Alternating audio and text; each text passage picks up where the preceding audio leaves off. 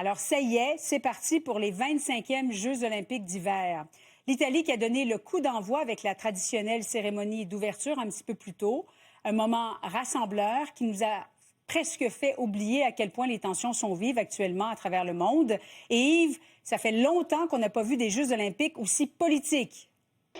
Oui, d'ailleurs, Julie, quand la délégation d'athlètes américains s'est présentée au sein du stade de San Rino ce soir, il y a eu des applaudissements, mais il y a eu des huées, surtout quand le visage du vice-président américain, J.D. Vance, est apparu sur le grand écran. Il y a eu aussi une manifestation de la part d'Italiens anti-ICE ce soir, en lien justement avec la rencontre entre la première ministre italienne et M. Vance. Voici un résumé de cette journée de cérémonie d'ouverture. Grazie. Voilà, c'est fait. Les Jeux olympiques de Milan-Cortina sont officiellement lancés. À l'extérieur du stade San Rino, avant la cérémonie d'ouverture, on pouvait facilement repérer dans cette foule immense les citoyens canadiens qui portaient fièrement le chandail de hockey et la feuille d'érable. Ces deux hommes sont partis de Kingston, en Ontario, celui-ci de Moncton, au Nouveau-Brunswick. Ah, ça va être super excitant. C'est malheureux que je m'en vais de nouveau dimanche, donc je ne pourrai pas voir l'équipe Canada, mais je vais certainement les suivre en télévision, puis je pense qu'on a une très bonne équipe cette année. 75 000 personnes venues de partout sur la planète pour applaudir les 2900 athlètes. C'est le roi des bosses, Michael Kingsbury, et Marielle Thompson qui ont porté notre drapeau. Une cérémonie qui s'est déroulée simultanément sur 4 sites différents. Depuis 1896, de ce côté-là, jusqu'aux futurs Jeux olympiques de 2032 par là, donc il y a 57, 58 Olympiades ici, toutes les Olympiades.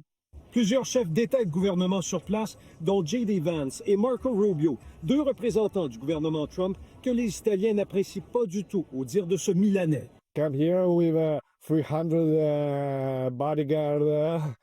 We are not Minneapolis. J'ai rencontré ces Américaines au centre-ville à qui j'ai demandé si les États-Unis profiteraient de ces Jeux pour redorer leur blason sur le plan international. What do you think? I think it's great, having people cheer on Team USA is all that you can really be looking for. As long as you have more fans cheering on the US, that's all we have to ask for. So. En marge de la cérémonie d'ouverture, des citoyens sont descendus dans la rue pour dénoncer notamment l'impact environnemental des Jeux qui se dérouleront jusqu'au 22 février. Yves Poirier, TVA Nouvelles, Milan.